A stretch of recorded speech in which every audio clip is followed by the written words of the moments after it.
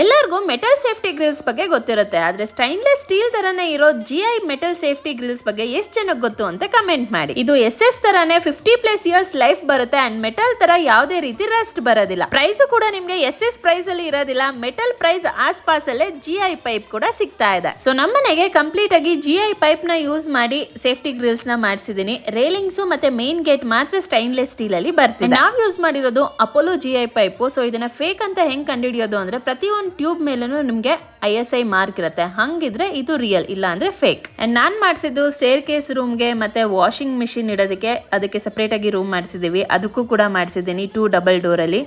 And water ರೂಮ್ಗೆ ಸ್ಟೇರ್ಸ್ಗೆ ಕೂಡ ನಾನು GI ಪೈಪ್ ನ ಯೂಸ್ ಮಾಡೇ ಮಾಡಿಸಿದ್ದೀನಿ. ಅಂಡ್ ಬಟ್ಟೆ ಒಣಗಾಕೋದಕ್ಕೆ ಕೂಡ ಮಾಡಿಸಿದ್ದೀನಿ. ಸೊ ಇದು ನಮ್ಮ ಮನೆಯ ಕಂಪ್ಲೀಟ್ ಲುಕ್. ಸೊ ಎಲ್ಲಾ ಕಡೆನೂ ಸ್ಟೈನ್ಲೆಸ್ ಸ್ಟೀಲ್ ಹಾಕ್ತಾನೆ ಕೂತ್ರೆ 5 ಲಕ್ಷಕ್ಕೆ ಮೇಲೆ ಆಗ್ಬಿಡುತ್ತೆ ನಿಮ್ಗೆ ಬಜೆಟ್. ಸೊ ಸ್ಟೈನ್ಲೆಸ್ ಸ್ಟೀಲ್ ಎಲ್ಲಿ ಬೇಕೋ ಅಲ್ಲಿ ಮಾತ್ರ ಯೂಸ್ ಮಾಡಿ. ಬೇರೆ ಕಡೆ ಸೇಫ್ಟಿ ಗ್ರಿಲ್ಸ್ಗೆಲ್ಲ ಮೆಟಲ್ ಬದಲು GI ಪೈಪ್ ನ ಯೂಸ್ ಮಾಡಿ, ನಿಮ್ಗೆ ಸ್ಟೈನ್ಲೆಸ್ ಸ್ಟೀಲ್ ತರನೇ ಲೈಫ್ ಬರುತ್ತೆ. ಸೊ ನಾನು ಇದನ್ನ ಮಾಡಿಸಿದ್ದು JP ಎಂಟರ್ಪ್ರೈಸಸ್ ಅಲ್ಲಿ ಹಳೆಚಂದಾಪುರ ಹತ್ರ ಲೊಕೇಟ್ ಆಗಿದೆ. ಇವ್ರದೇ ಡೆಲಿವರಿ, ಇನ್ಸ್ಟಾಲೇಷನ್, ಫಿಟ್ಟಿಂಗ್ ಎಲ್ಲ ಇತ್ತು. ಅಂಡ್ ನನಗೆ 2mm ಹಾಕೋದಕ್ಕೆ ಸಜೆಸ್ಟ್ ಮಾಡಿದ್ರು, ಸೊ ದಟ್ ಇದು ರಸ್ಟ್ ಬರಲ್ಲ, 50+ ಇಯರ್ಸ್ ಬರುತ್ತೆ. ಅಂಡ್ ಇದು ಯಾವುದೇ ರೀತಿ ಪ್ರಮೋಷನ್ ಅಲ್ಲ, ನನಗೆ 85,000 rupees ವರೆಗೂ ಆಯ್ತು. ಬಟ್ ನೀವು ಇವ್ರನ್ನ ಕಾಂಟ್ಯಾಕ್ಟ್ ಮಾಡಿದ್ರೆ 100% ಜೆನ್ಯೂನ್ ಮೆಟೀರಿಯಲ್ ನ ಹಾಕಿ ಫ್ಯಾಕ್ಟ್ರಿ ಪ್ರೈಸ್ ಅಲ್ಲಿ ಮಾಡ್ಕೊಡ್ತಾರೆ. ಬೇರೆ ಕಡೆ ಹೋದ್ರೆ ನನಗೆ ಮೆಟೀರಿಯಲ್ ಗೊತ್ತಿಲ್ಲ, ಬಟ್ ಇವ್ರ ಹತ್ರ ಅಂತೂ ಪಕ್ಕಾ ಮೆಟೀರಿಯಲ್ ಸಿಗತ್ತೆ.